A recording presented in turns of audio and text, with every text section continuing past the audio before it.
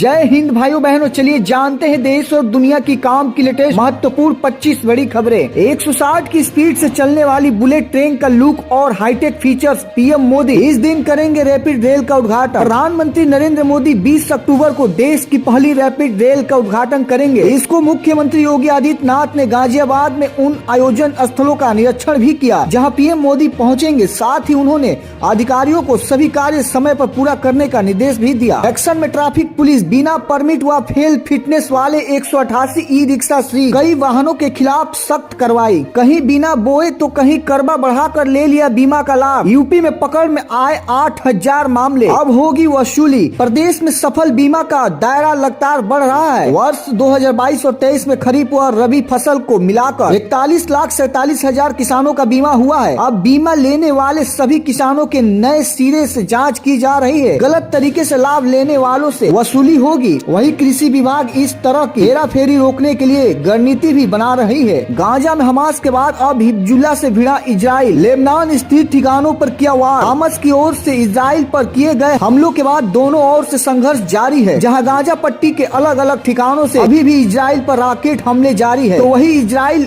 वायु सेना ने पूरे क्षेत्र में बमबारी जारी रखी है। दोनों तरफ से अब तक 4000 से ज्यादा मौतें हो चुकी है। राजस्थान में खड़गे बोले मोदी ने सिर्फ जुबान दी लेकिन कायम नहीं रहे। गहलोत ने वादे पूरे किए। कैनाल प्रोजेक्ट ईआरसीप के मुद्दे पर केंद्र सरकार पर जमकर हमला बोला। खड़गे ने कहा कि प्रधानमंत्री नरेंद्र मोदी ने जुबान दी लेकिन उस पर कायम नहीं रहे। राजस्थान की गहलोत सरकार ने कई वादे किए और उन्हें पूरा भी किया। साल में 2 फ्री गैस सिलेंडर देने को तैयार योगी सरकार। दीपावली से होगी शुरुआत। बता दें कि उत्तर प्रदेश में करीब 1,75,00,000 उज्ज्वला योजना के तहत वाले गैस कनेक्शन है। इस बार दीपावली के मौके पर पहली बार मुफ्त सिलेंडर का पैसा इन गैस कनेक्शन धारकों के खाते में डायरेक्ट बेनिफिट ट्रांसफर यानी डीबीटी के जरिए भेजा जाएगा। लखनऊ में मुख्य सचिव की अध्यक्षता में इस पर फैसला लिया गया है। वोट के लिए बांट रही घड़ी और राशन सामग्री। भाजपा प्रत्याशी डा मोहन यादव की चुनावी आयोग से शिकायत। पूर्व अध्यक्ष अजीत सिंह ने बताया कि भाजपा की बौखलाहट सामने आने लगी है। 10 साल तक जनता को खूब लूटा। अब 100-200 रुपए की घड़ी पर खुद का फोटो लगाकर इसे बांटा जा रहा है और आम जन को प्रलोभन दिया जा रहा है। इन किसानों की अटक सकती है 15वीं किस्त। जाने क्या है कारण। प्रधानमंत्री किसान सम्मान निधि योजना। इस योजना के अंतर्गत किसानों को साल में 3 बार 2-2 हजार रुपए की किस्त मिलती है। इस योजना से सालाना 6,000 रुपए का लाभ मिलता है। लेकिन क्या आप जानते हैं कि 15वीं किस्त के लाभ से कई किसान वंचित रह सकते हैं? शायद नहीं,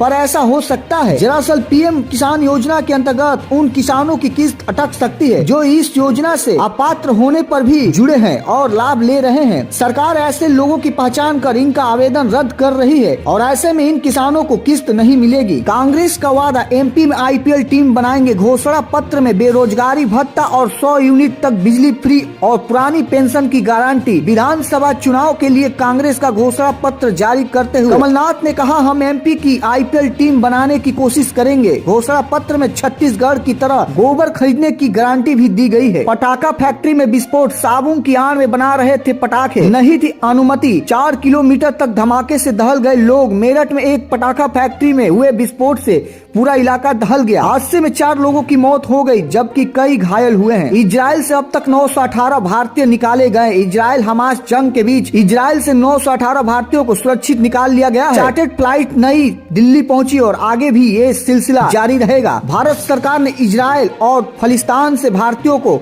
वापस निकालने के लिए ऑपरेशन अजय लॉन्च किया है। 2 नवंबर को गांधी मैदान में शिक्षकों को नियुक्ति पत्र सौंपेंगे सीएम नीतीश।